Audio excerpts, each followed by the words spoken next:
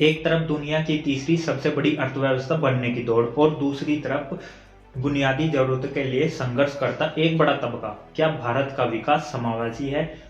आज हम बात करेंगे भारत में अमीर और गरीब के बीच बढ़ती उस खाई की जो आंकड़ों में जितनी गहरी है, हकीकत में कहीं उससे ज्यादा चिंताजनक। और साथ ही बात करेंगे कैसे 10% अमीर भारत की अधिकांश दौलत पर कब्जा करते हैं, जबकि 50% गरीब आबादी के पास बेहद कम संसाधन है। नमस्कार दोस्तों, मैं हूं रवि और आप देख रहे हैं द लाइट।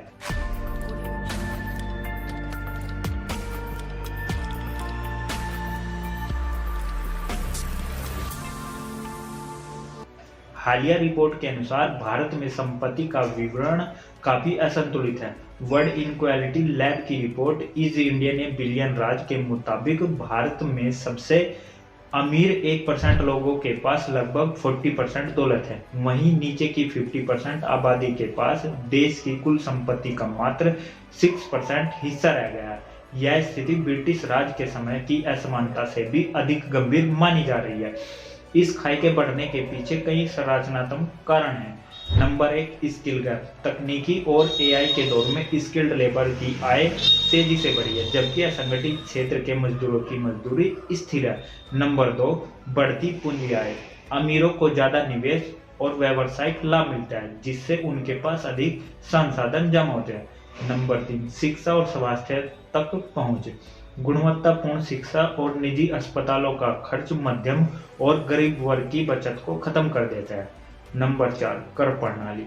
विशेषज्ञों का तर्क है कि भारत में प्रत्यक्ष कर के मुकाबले अप्रत्यक्ष कर बोझ गरीब पर अधिक पड़ रहा है। दोस्तों, हम अक्सर सोचते हैं कि असमानता अंग्रेजों के दौर में ही थी, लेकिन आंकड़े बताते हैं आज भारत में 1% लोगों के पास राष्ट्रीय आय का 22.6% हिस्सा है, जबकि नीचे 50% आबादी को सिर्फ 15% हिस्सेदारी मिलती है। यह असमानता आजादी के बाद किसी भी समय से सबसे अधिक मानी जा रही है। दोस्तों, जब धन कुछ ही हाथों में केंद्रित हो जाता है तो इसके परिणाम दूरगामी होते हैं। इससे न केवल सामाजिक असंतोष बढ़ता है, बल्कि देश की खपत में भी गिरावट आती है, क्योंकि बहुसंख्यक आबादी की क्रय शक्ति यानी परचेजिंग पावर कम हो जाती है। अर्थशास्त्रियों का मानना है कि हमें वेल्थ टैक्स और इनहेरिटेंस टैक्स जैसे सुधारों पर चर्चा करने के साथ साथ सार्वजनिक शिक्षा और स्वास्थ्य पर जीडीपी का बड़ा हिस्सा खर्च करने की जरूरत है। विकास तभी सार्थक है जब वह आखिरी पायदान पर खड़े व्यक्ति तक पहुंचे।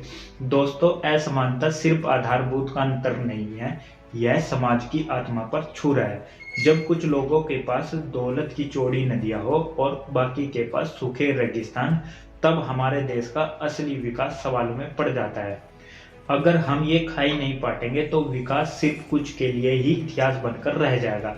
दोस्तों, आपको क्या लगता है कि भारत इस खाई को पाट पाएगा? अपनी राय कमेंट में जरूर बताएं और साथ ही हमारे चैनल द लाइट को सब्सक्राइब जरूर करें। शुक्रिया।